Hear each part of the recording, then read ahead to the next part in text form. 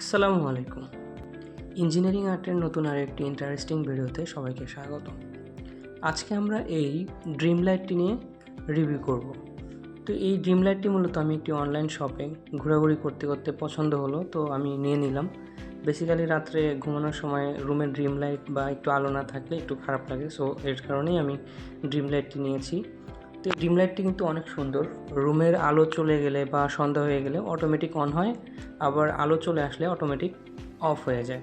তো দেখুন আমি এটি লাগাচ্ছি, কানেকশন দিয়ে দিচ্ছি ইলেকট্রিসিটি। তো এটি অন করার সাথে সাথে কিন্তু অন হয়নি। তো আমি যখন রুমের লাইটটি বন্ধ করে দিলাম, ঠিক ওই মুহূর্তে এটি অন হয়ে গিয়েছে। অর্থাৎ অন্ধকার হলে এটি অটোমেটিক্যালি অন হবে, আবার আলো আসলে অটোমেটিক অফ হয়ে যাবে। দেখুন কত সুন্দর আলো দিচ্ছে। তো এর ভিতরে কি আছে চলুন খুলে দেখি কেন এটি অটোমেটিক অন অফ হয়।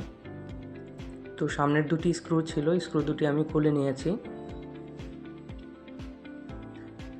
তো ওপেন করার সাথে সাথে সিম্পলি একটি সার্কিট দেখা যাচ্ছে, আর নিচে একটি এলডিআর দেখা যাচ্ছে, এলডিআর সেন্সর। তো যেটির মাধ্যমে মূলত আলোকে সেন্স করে যে আলো কতটুকু আছে, আলো নেই, এই সেন্সটা হচ্ছে এই এলডিআরের মাধ্যমে কিন্তু করে থাকে।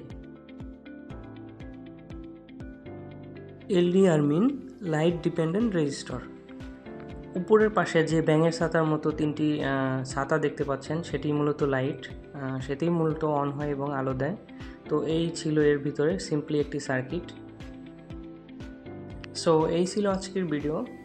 লাইট ডিপেন্ডিং রেজিস্টর সম্পর্কে যদি কারো জানার আগ্রহ থাকে কমেন্ট করে জানাবেন। ইনশাল্লাহ আমরা পরবর্তীতে লাইট ডিপেন্ডিং রেজিস্টর নিয়ে একটি সম্পূর্ণ ভিডিও তৈরি করব। দেখা হচ্ছে পরের কোনো ভিডিওতে, সে পর্যন্ত সবাই ভালো থাকবেন। আশা করছি ভিডিওটি সবার ভালো লেগেছে। লাইক, কমেন্ট, শেয়ার করবেন। সাথে থাকার জন্য ধন্যবাদ। আসসালামু আলাইকুম।